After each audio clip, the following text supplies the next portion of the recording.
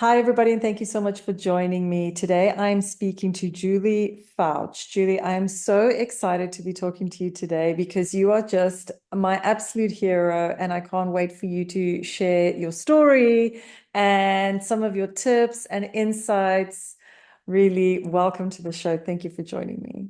Oh, thank you for having me. It's such an honor to be here and to be talking with you today.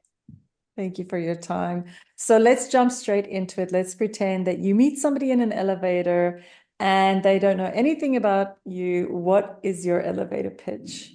You've got 3 seconds. Well, not I've three got only seconds, 3 minutes. 3 minutes. I show female entrepreneurs, coaches, mystics, witchpreneurs who are frustrated with traditional business models, how to create a six-figure or better business that really honors their divine feminine and their connection to source and all that is greater than us. I love that. I was reading all about you and looking at your posts and the content that you create and the the work that you've done, and something that you said really resonated, and that was, well, I think feminism has gone too far, and it really resonates with me that you are almost feminism. You're not embracing masculinity, which I think feminism almost embraces masculinity. It's gone too far. I don't understand it. But you're like, let's embrace our feminism and unleash the power of that and stop trying to be men, in order to be in a man's world, right? Yeah, exactly. So when women entered the workplace in really big numbers, we really only had men as our examples, right? And you can see that in the 80s, just the shoulder pads, huge shoulder pads, narrow Oh, skirts, even business wear shaped us more like wow. men. And the masculine systems don't work for women. Hmm. Um, I like to look at it this way. You've got to have both inside you, and we need to Hmm. have both in the world. We need to have both. The masculine creates a container. It's like the banks of a river. And the feminine, when it flows through that, Ooh, that's is good. the creativity. It is the birthing of new ideas, birthing of new ways of doing things. And if we don't have both, we either have dry riverbeds or we have floods, right? Oh So we've my got to have both. gosh. So when you're creating a business or any kind of structure, you've got to have, like on this podcast, you set it up, you have all your structures in place. We both jumped on Zoom, right? That's all the masculine stuff. We had a time, we didn't say, hey, at some point, let's both show up and not set a time, right? So we had all the Hmm. masculine structures in place. And then you said, Julie, talk. And it just starts coming out, right? That's the feminine part where that flow happens. And I think in the business world, we don't give ourselves time for that. Very often in the middle of the day, I'll get up and I'll drive to Target and I'm like, oh, I should be working. I should be at my desk. I should be, but it's Hmm. in that space where I'm doing something that's so automatic. Another great way, I used to just go out and walk. I should do that instead of going to Target. um, where we lived, I just would go out and walk. And what that does is that loosens things up. It gives you time to be in the creative energy. It gives you time to be in the divine. Hmm. And so that's part of bringing the feminine and the people call it the rise of the feminine, but the widening of the feminine, the more feminine coming into the planet Hmm. is that it's okay to take 3 hours off in the middle of the day and go walk and just Yes. think and allow things to drop in. And it's so funny you say that because I started my business and I had this fantasy because every time I drove past the ocean, I saw all the men out there in the middle of the day surfing, and I said to myself, how come they're surfing? They must be entrepreneurs. And then when I became an entrepreneur, I didn't do it once. Not one. Okay, fine, maybe once. Maybe once I went in the middle of the day. I mean, what's with that? And we have been taught there's so many rules. So the patriarchy tells us as women, first of all, well, to control ourselves, right? To not allow our natural sensuality, our natural sexiness, that's got to be all covered up Yeah. to be acceptable. And that's one of the seats of our power. Our creativity comes from that place. The patriarchy tells us that as women, we just don't deserve as much money. We don't, you know, God, it was 1974 or 75 in the US before a woman could open her own bank account. Oh I my mean, gosh. crazy. I mean, that's just the other day. Literally, that is just Yeah, the other day. literally 1980. I got married to my first husband. I went to the bank to open a bank account, and they told me I needed to have my husband with me, Oh my gosh. or I needed to Insane. have my father come in with me to open a bank account. So women just don't are not empowered in those ways. And so one of the messages we hear is in order to be successful, you have to work harder than a man, Mm, you have to be smarter than all the men, you have to mm, put in more time, you have to make the sacrifices. yeah. I can remember being told once that my children should go live after my divorce. My children should go live with my father so I could really focus, or with their father, with their Oh, abusive father, so that I could focus on oh business. my gosh. And I was just like, okay, I am not in business to outsource my family. Mm, Both super important to me. And mm. today my business is designed around my family. Wow. I love Yesterday that. in the afternoon, I took off at 3 and took my granddaughter to the pound, and we got a kitten for Oh, her that's birthday. We did amazing. have permission from her parents, but let me put that in. But like that's how my life is now. I had Yeah. clients, did some work, went to the pound. All the things get in my business now because that lights me up, I right? love that your focus is this balance of feminine energy or feminine power or whatever we want to call it, and money. Make money. Be female, make money, like embrace who you are and make money. I mean, I would never have put the two together because usually women who are out there making money are poor. And like even me when I started my business, I charged like cents on the dollar for my services just because I Yeah. didn't have the confidence. And my male colleagues who also left the company at the same time as me to go and be entrepreneurs, they were minting it, and there I was like in the mud. And yeah, it was confidence and all of that stuff, but how do you combine the two? You know, when I did my first coaches training way, way back, like when dinosaurs were still around, I remember sitting in a room and listening to a couple of guys, and they were like, "Well, we could charge $1,000 a month for this and 1,500." And I was shocked. I was like, oh, "Never, never could I do that." I was charging my clients like $50 a month. Yeah. Um, and I realized that that was part of the rules that were given to us as women. And I had to do a lot of digging. Um, but my mission is to get more money in the hands of more women.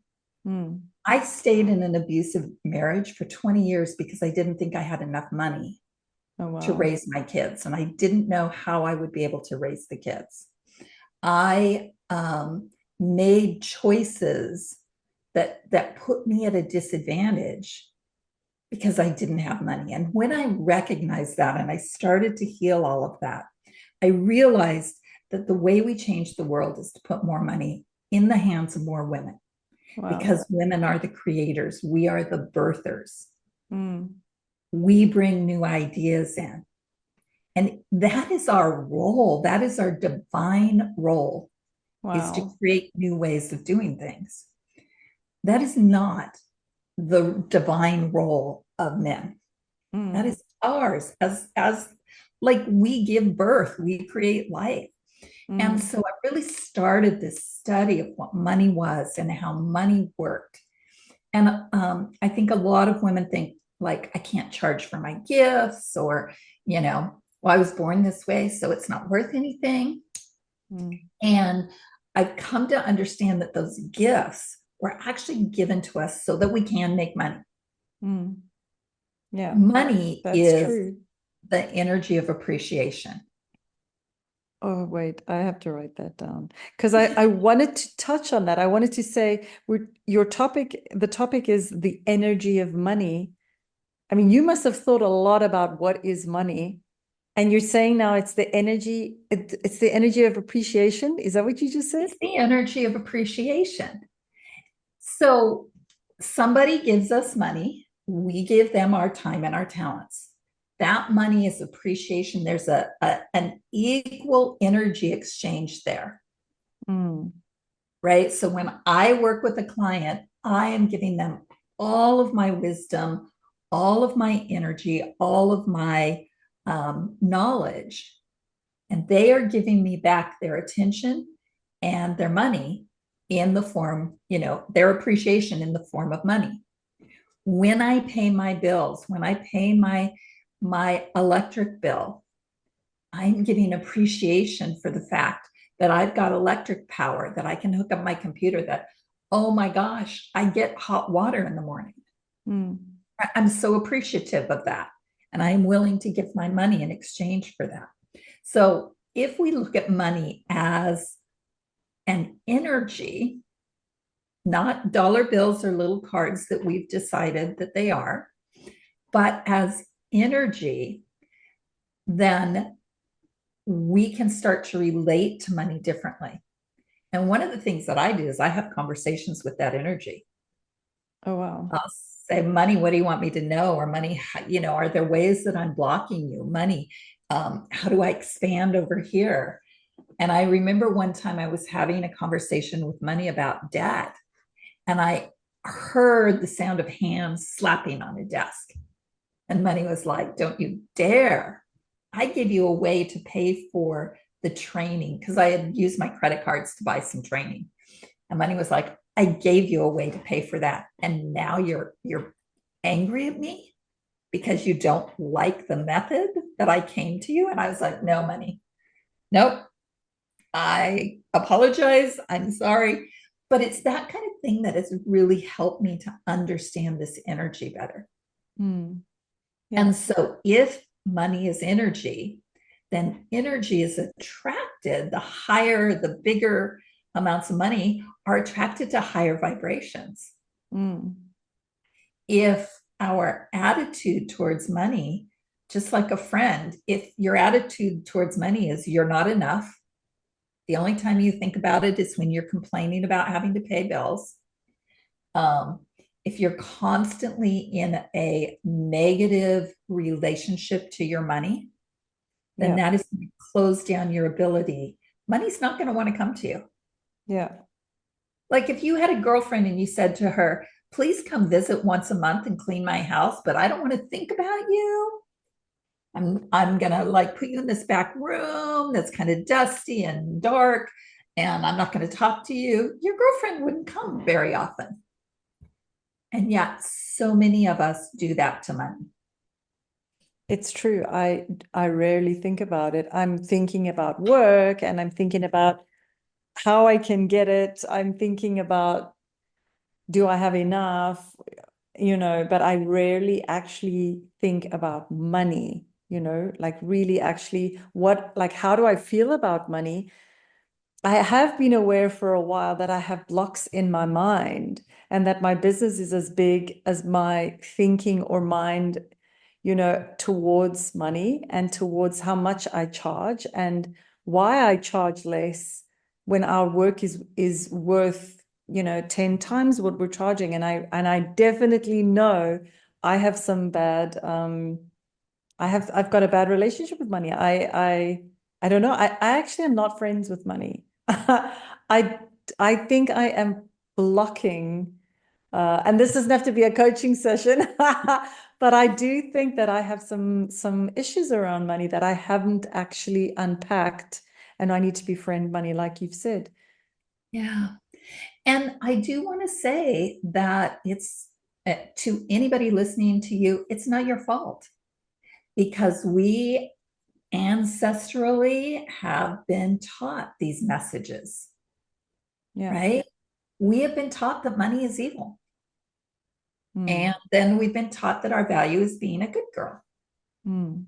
So the unconsciously, really deep, like you said, those blocks are right there. My value is being a good girl. Money is evil. Ooh, that Yeah. doesn't mesh. So maybe I'll just make barely enough. I'll only deal in the evil a little bit. And when you begin to shift and see that's a lie, money Mm. is evil is a lie Mm. that the patriarchy created to control. It's Uh, so funny you're saying these things. I just finished reading Clan of the Cave Bear. Have you read the book? Read it, man. That's an old Years one. ago. I know, I only just read it. And in Clan of the Cave Bear, which I loved, and it's all about the caveman and this non-Neanderthal Homo sapiens lady, young girl, turns up there and how she and the male patriarchy, as you say, they have this view that women are more powerful, and in olden days they were massively powerful, but they mustn't know this. Do not let them know how amazing they are, because then they will not listen to us. And I that really, like, it's kind of just like exactly what you're saying now. And I think that I haven't questioned my own thinking enough. Like, in which way am I influenced by this culture that we live in? I have not actually questioned my own thinking. Like, what are the structures in my mind that are guiding me that I haven't interrogated? I'm just accepting and going with that. Like, so I Yeah, love that you are questioning all of these things. And so the energy of money and not viewing money as evil. So how, I mean, you have currently got a six-figure business, or you've built six-figure businesses, and you coach women into six-figure businesses. What is the biggest mind shift that needs to happen in order to unlock wealth for women? mm, that's such a good question. Um, I think that there are some things you can do in the masculine level. Like I teach my clients, and I do this. I have a spreadsheet on my desk, and Yeah. I track my money every day.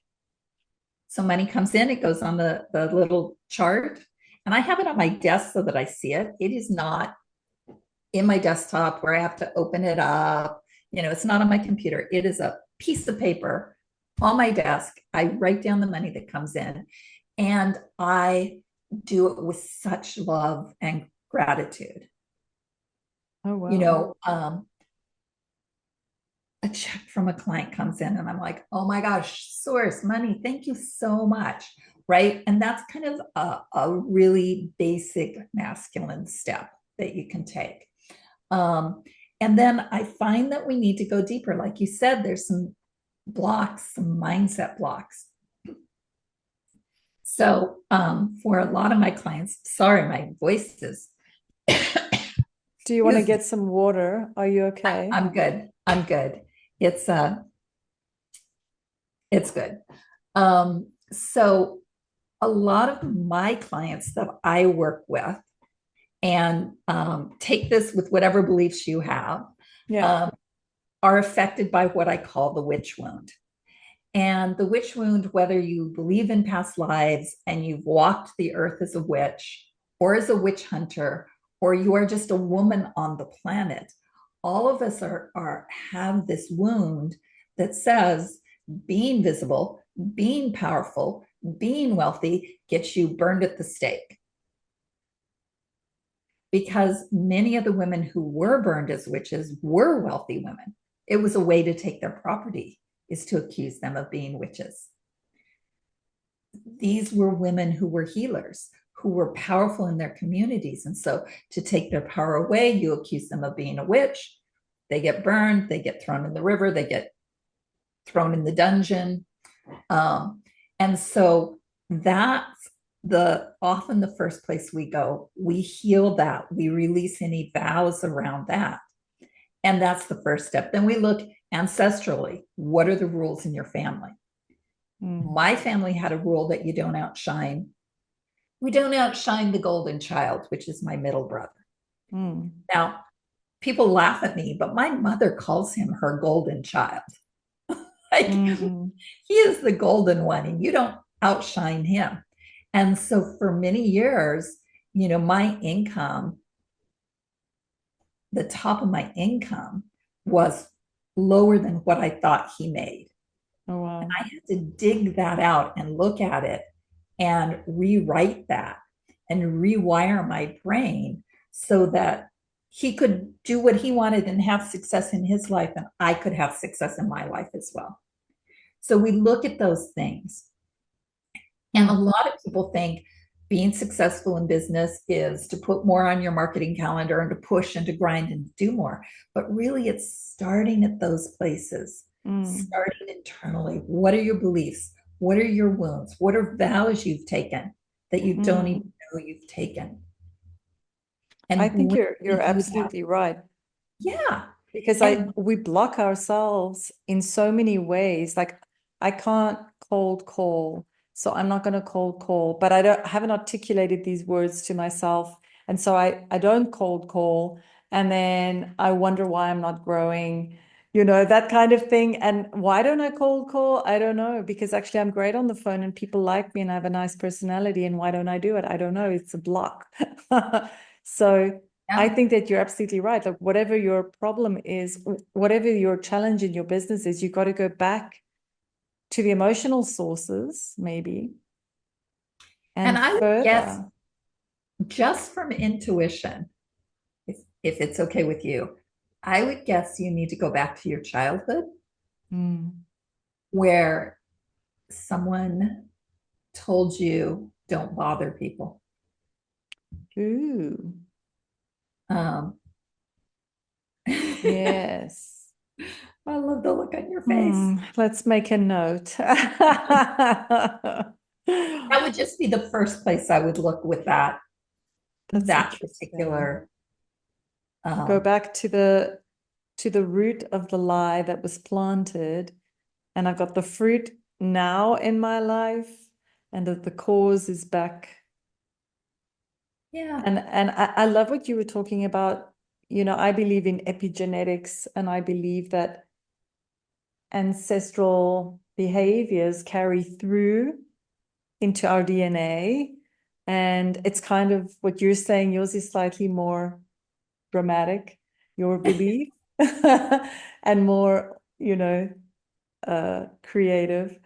But I do think that pausing and saying, what trends do my parents, or did they have, or do they have, and my grandparents before that on both sides, that I display in my life? I've never done that. Like, what characteristics towards money or belief towards money or successes, poverty mindsets that I'm still carrying with me all these years that I haven't dealt with, and I'm wondering why I'm stuck and I'm in a box, and it's a cardboard box and I could climb out, but I don't.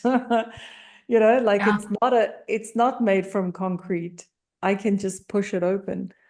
And I think, like what you're saying, is just do the work, just go there. You got to do the inner work, and that's always the place to start. If there's something blocked, is you got to do the inner work first, and then all the strategies start working better. Then it becomes, if you've got something from your childhood, then that inner child in you jumps up every time you start to get on the phone. And then you're in a battle with this part of you that is an instinctual, I can't do that. Mm. I love it. I've made all these trigger notes, all my these triggers that I need to go, the lies that need to be deconstructed. And I've drawn a cardboard box, and I wrote on the drawing, "Get out of the cardboard box," because that Yes. I don't want to be confined there anymore. So have you found that with the women that you've been coaching, and that does it work? Your methodologies, like, do they get unblocked? Do they go on to making more money? Yeah. Yeah. And I think there's a so how do I want to answer this? Number one, yeah, bottom line, yes. And I will add that for some women it happens very quickly. And for Mm, some women, there's a whole lot of unwinding. mm, And so it happens differently. mm. And there are a few women that I have coached who, through the process, have discovered that they don't even want to be in business for themselves, Oh, right? wow. So they go and find something else.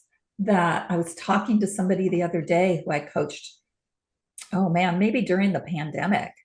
Mm, Um, and she somehow fell into a job and she was like, this is what I was looking for.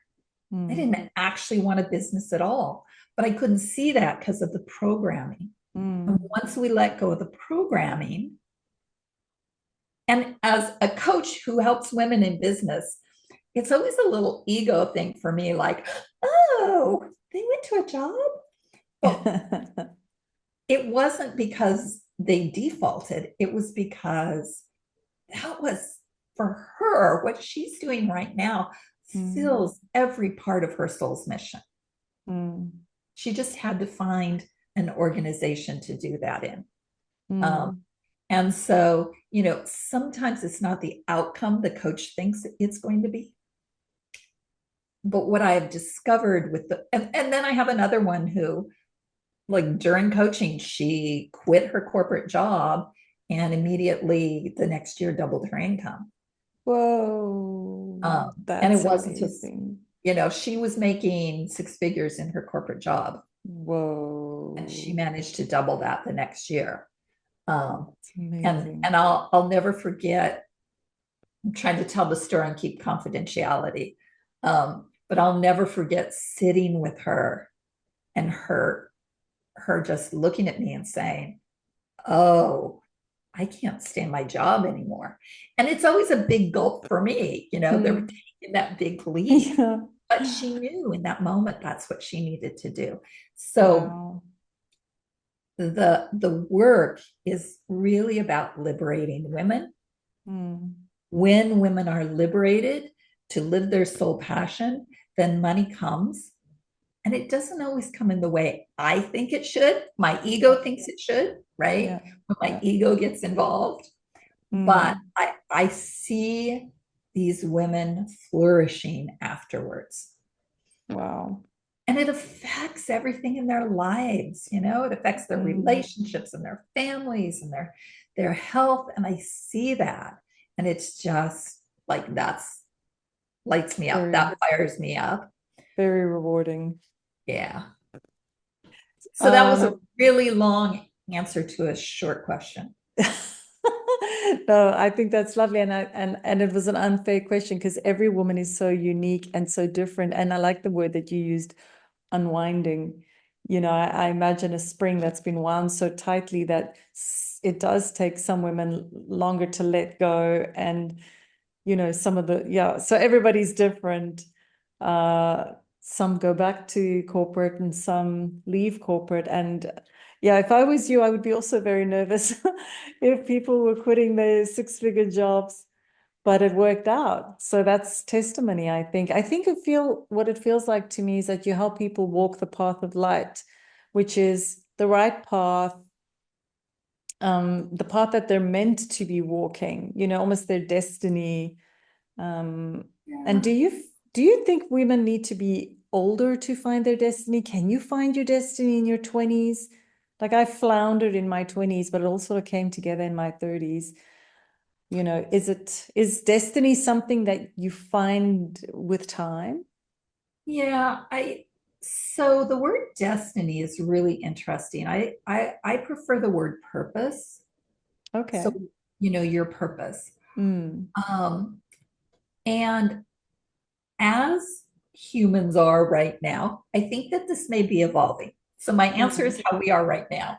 Yeah. Um, is that our souls come to the planet and we come to learn lessons and then we come to give the gifts that we brought. So it's almost like we Mm. go up to this big job board and say, I'll go to the planet and do this. And then we go over and we pull our tools together and that gets packed in. Mm. And Yeah. then we get born with all that stuff.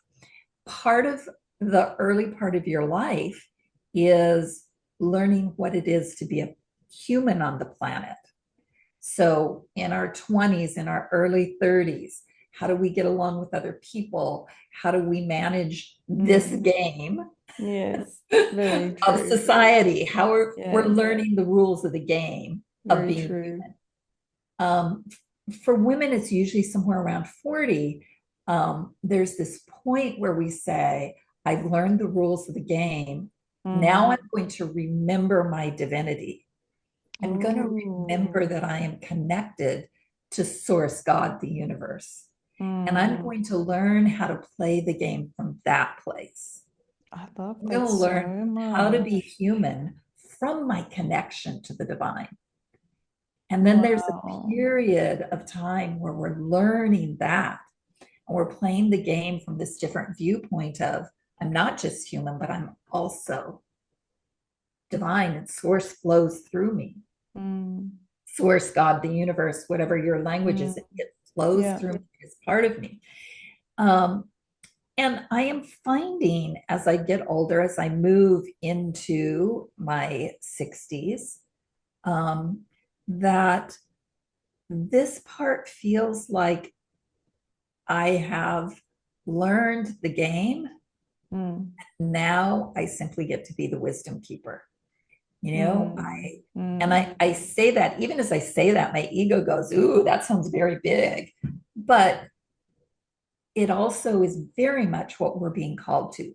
This Mm. planet needs women to step into the role of wisdom keeper, Mm. to Mm. step into the grandmother phase. If Yes, the I see you as the medicine woman, you Yeah, it's know? the medicine woman Yeah. phase. It's the Mm. storyteller who passes down the Mm. wisdom. And um, that is what our planet needs right now. And those are the voices, if you think about it, older women are almost invisible.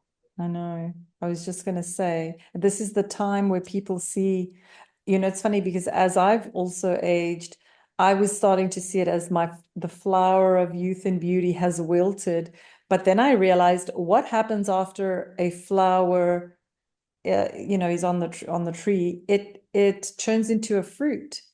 From the flower comes the fruit, and actually the fruit is the goal. The strawberry, the whatever, Yeah. even the pumpkin, because it's Halloween season now, that's actually what the flower turns into, and that is my daughters who are starting to blossom and move into teenage years and their 20s and eventually 30s, and that their flowers beautiful and fresh and everything. But like me, I'm now a fruit, I which love is, yeah, we're not faded or wilting. It's a totally different time. And I love what you're saying. And you are such a source of wisdom, and you have such depth of wisdom and understanding, that I think it's so important that women hear this, Thank you. and hear what you have to say, because it's not fluffy, and I mean it's so valid and so relevant, and I think it validates women who they as women, and that, and we don't have to be like men, and we can be wildly successful, and we can be moms, and we can share our wisdom, and our wisdom is different, and we don't have to be like everybody else. Yeah, you know, men are designed to work differently. They have more testosterone. they have more push. They're designed to work differently. And if we can bring ourselves, um, we can bring ourselves to understand our natural way of working. You Mm. know, we talk about women, we work in cycles, we work in rhythms. Mm. Even when we are done with our menstruation, we still work in that cycle. And so we are much more powerful when we can tap into that feminine cycle, that feminine way of doing things. You know, there'll be times where I'll be like, oh my God, I can't get anything done today. And I'm tired and I just want to nap and I want to go lay on the grass. And then I look and it's like, oh, that's because there's a new moon tomorrow. Yeah. Okay, let me tap into that rhythm. Mm. And then when my energy comes up, I get so much done. Mm. And that's really what enables me to create this business and also a life. Sometimes I feel bad. My husband leaves for work at 7, and I'm like, yeah, I got a couple hours. But my choice is to create this business and this life that really nourishes me. Mm. And it doesn't have to be an unpleasant experience. Having your own company, doing, we work hard, and sometimes I have to check my emails in the evenings and while I'm on holiday because I'm trying to build something, but it's not something that depletes me. It's something that I do, you Yeah. know, because I have goals that I want to achieve. And I want to create a successful agency, global agency. And I don't think we need to be ashamed about that. I don't think we need to try and I fit into any. fabulous. Yes, more women in seats of power. Yeah. I want to create an example for my daughters as well, and create a legacy that I can hand over. And which is probably what most of your clients also are looking for, is to create a business also that impacts lives and changes lives. So let's talk back about money. So we've talked a lot about, the all the soft stuff and the inner work and that, but what role does self-worth play in attracting and managing money? Yeah, that's a great question. So we go back to money is energy. And as energy, it is attracted to a higher vibration. So the more you are able to recognize your gifts, the higher your vibration is, the more money will come to you. And, a lot of times the feminine gifts have not been honored in Mm, society and in the workplace. And so a lot of women are like, well, maybe I need another certification. mm, Uh, when every single person they know comes to them for advice, but they need another certification. They need another system to tell validation. them they're Yeah. okay. And Yeah. so I think it's first of all to recognize that you are a divine being. Like there is God in you. We are made of source energy. We Mm, are made of that. And then to really recognize where your gifts are and that those gifts have value. mm. Um, So what kind of gifts are you talking about? Are you talking about, like, some people might be more creative or others musical, good with money, good with all of that. numbers, I think good with money, though, is not a gift. I think good with money is training, a skill, something you can learn? So something you, how do you workshop with women to understand what their gifts are? Or what is the process to yeah. unlocking these gifts and talents? Well, the first thing you can do is you can go, what do people come to me for? Hmm. Um, one of the things that I'm really good at is organizing. One of my heart virtues is community. And so I have I've done things. I've run festivals for 5,000 people, and Wow. I used to run school board campaigns, and I'm always building. We started a neighborhood watch with 1,600 homes. I mean, we do these things, and I'm really, really good at it. And Mm, sometimes it blows me away mm, that other people don't know how to do this. It's like, mm. well, it's easy. You just like start with a list, right? Yeah. And so it's those things you start by looking at, okay, what are the things that I think are really easy that everybody else doesn't seem to understand how to do?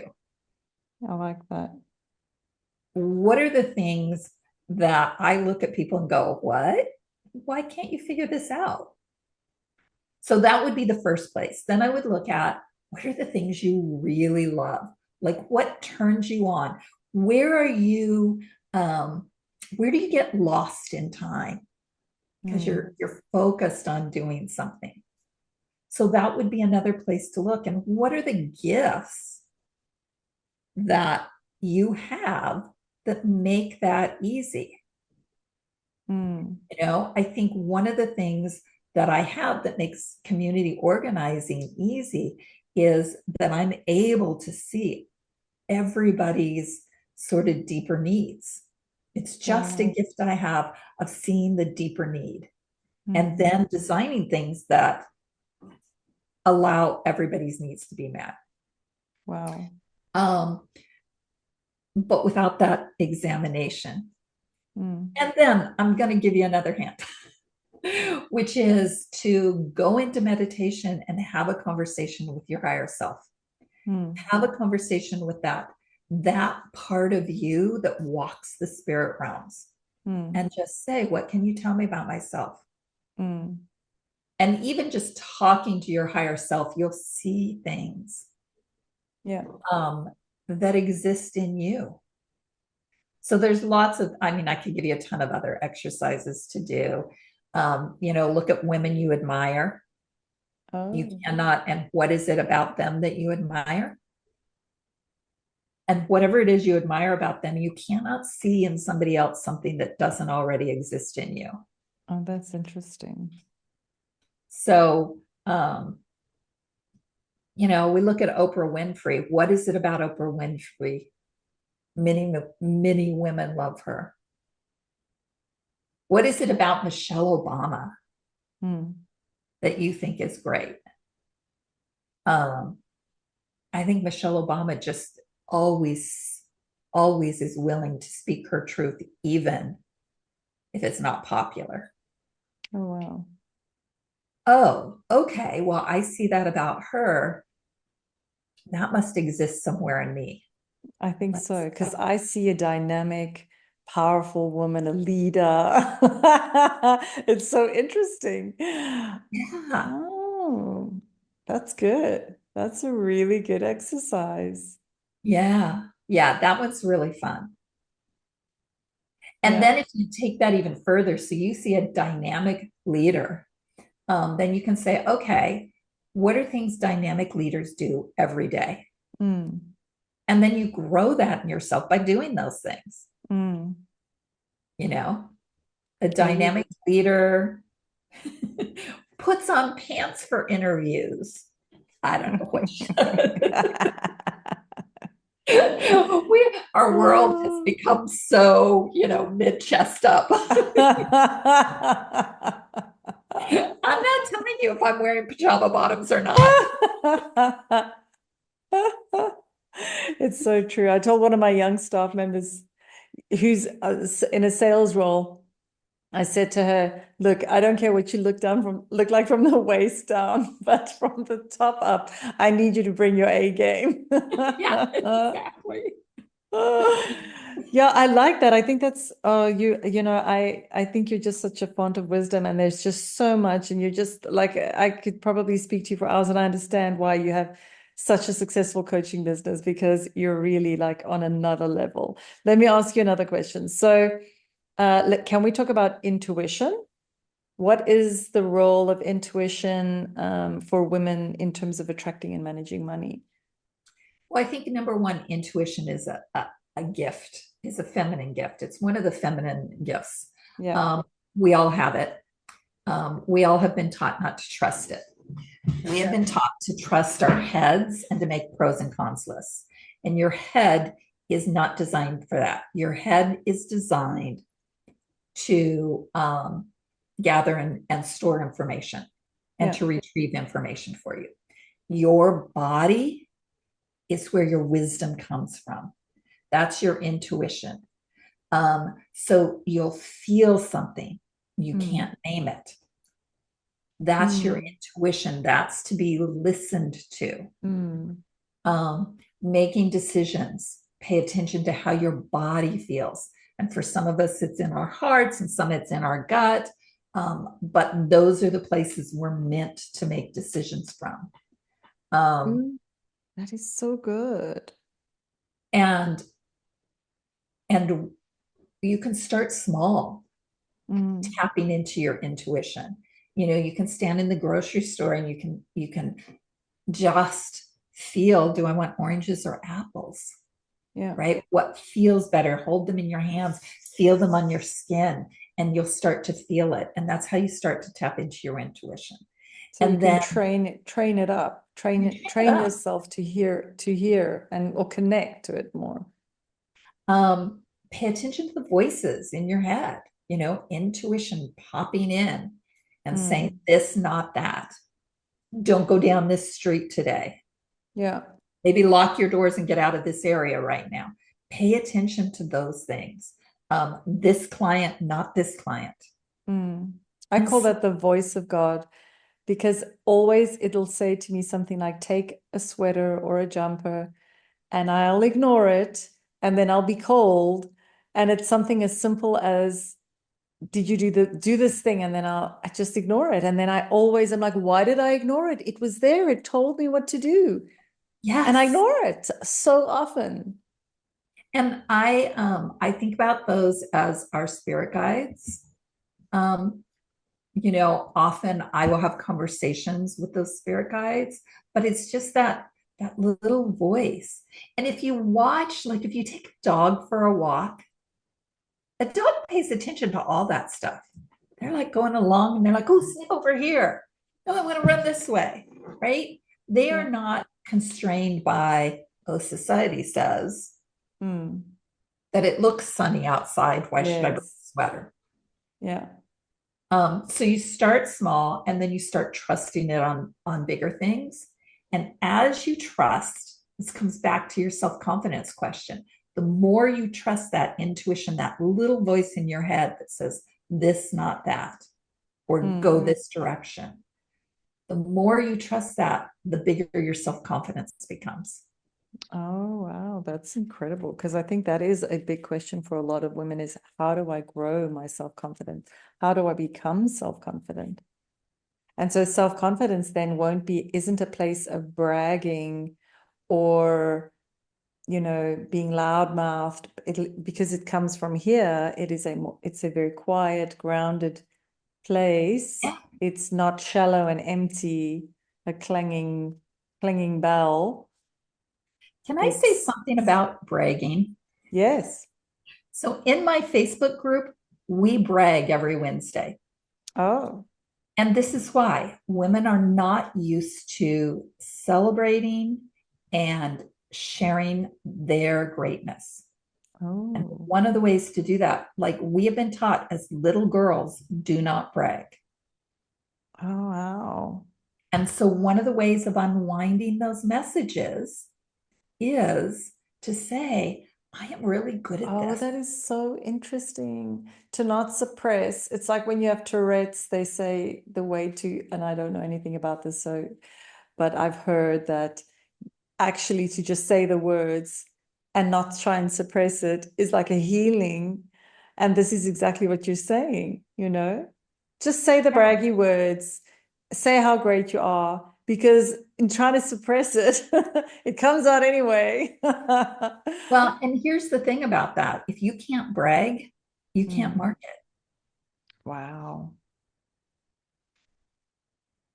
I Mm. am amazing at helping women unwind all of Mm. those old ancestral and patriarchy rules around money so that they can have more.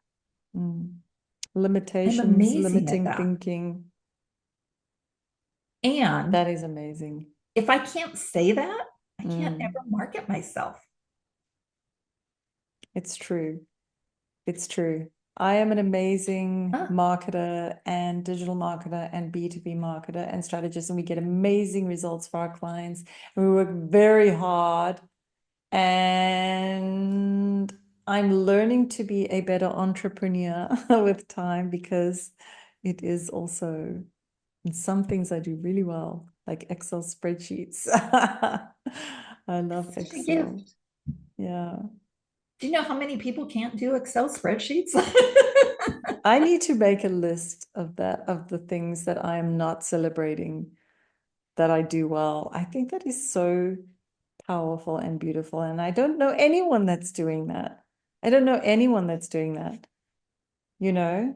Up And my but face, rip and brag about it. I'm there. But do have a question. Feminine guilt. Because I do think that's a feminine thing. I don't know that men struggle with guilt, especially mom guilt. What do you think about that? I think that guilt is another one of those things that we have been taught by the patriarchy. And let's look where guilt comes from originally in the fourth century when the Roman Catholic Church canonized the Bible and said that Eve started sin and that all women therefore are tainted with that. Like, holy cow, from the fourth century on, we have been born tainted with sin. No wonder we have guilt. Very long time that has been ingrained in the feminine psychology, psyche. Yeah. So we have to take that one out and say, I don't need it anymore. Like Mm. you're working, you're giving your daughters this great example of a powerful woman. Mm. That's valuable. Yeah. Super, super valuable. Yeah. Okay. Julie, I could speak to you for 1,000 years, and I think you're just amazing. And I don't think this is the end of our conversation. I'm definitely going to be reaching out to you after this. Thank you so much for your time and for sharing a fraction of your wisdom and experience. I think you're doing such incredible work with women. We need voices like you to just, I feel like my head has been washed and cleaned, and this has just been such an uplifting conversation. Thank you for your time. And to our listeners, we're going to share all of Julie's contact details below. Thank you so much. It's been so much fun to talk with you. I look forward to hearing from you again, and I wish you all the best. Thank you so much, Julie. And thank you to our listeners for joining us.